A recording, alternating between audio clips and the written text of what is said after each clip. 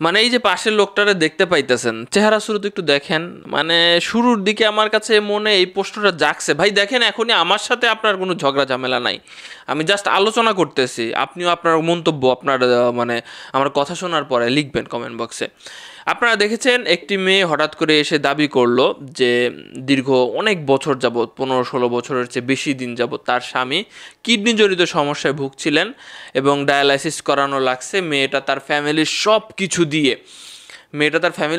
কিছু দিয়ে টাকা পয়সা খরচ করে এবং নিজের কিডনি তার স্বামীকে দিয়ে তাকে সুস্থ করে নিয়ে আসছে, এবং সেই স্বামী তারেক, সেই স্বামী এখন তাকে ছেড়ে অন্যজনের দিকে নজর দিচ্ছে বা অন্যজনের প্রেমে মজেছেন, এই স্ত্রী রাখতে চান না। প্রথম প্রশ্ন আসছে, মেয়েটা দেখতে সুন্দর, এখনো পর্যন্ত সুন্দর, ছেলের তুলনায় মেয়ে যথেষ্ট সুন্দর।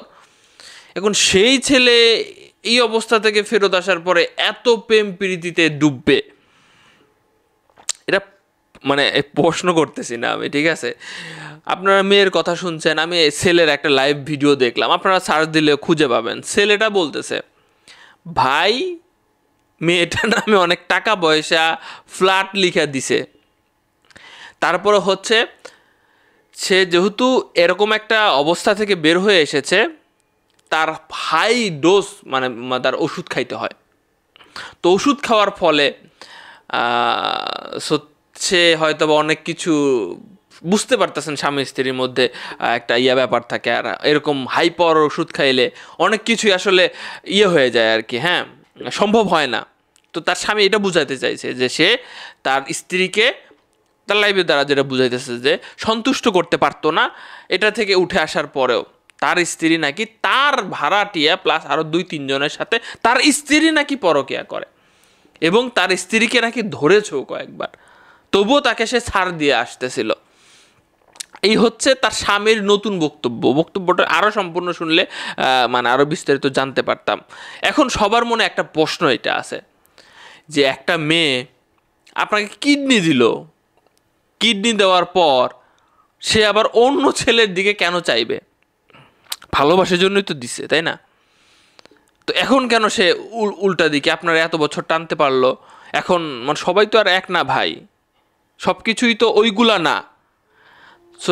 সে যে আপনাকে ভালোবাসে এটা কিন্তু বোঝা যায়, দীর্ঘ 16-17 বছর আপনি আপনার টানছে, এটা কিন্তু বোঝা যায় ভাই, আপনার পিছনে টাকা খরচ করছে, এটা কিন্তু বোঝা যায়।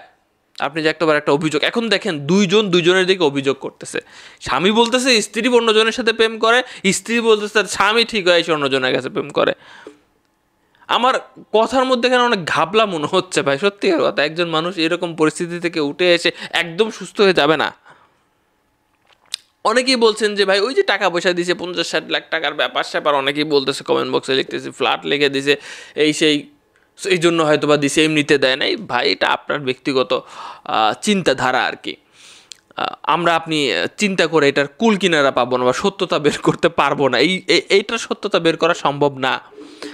আপনারা দুই পক্ষের কথাবার্তায় শুনেছেন, মেয়ের কথাবার্তা শুনেছেন, ছেলের লাইভ দেখেছেন কিনা জানি না। ছেলের অভিযোগটা আমি আপনাদেরকে বললাম, ছেলের অভিযোগ উল্টো, যে তার স্ত্রী বরং তার অক্ষমতার কারণে অন্যজনের সাথে প্রেম করে বেড়াচ্ছে, এমন অনেকবার ধরেছেও, একদম ওই লেভেলে ধরেছে, বুঝতে পারতেছেন তো।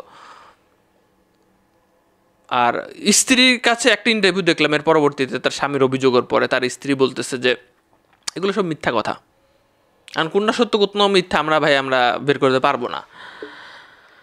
কি বলবো, কিছু বলারও নাই। আজকে এমন একটা টপিক নিয়ে আলোচনা করেছি, কিছু বলার নাই ভাই, কার পক্ষে যাব?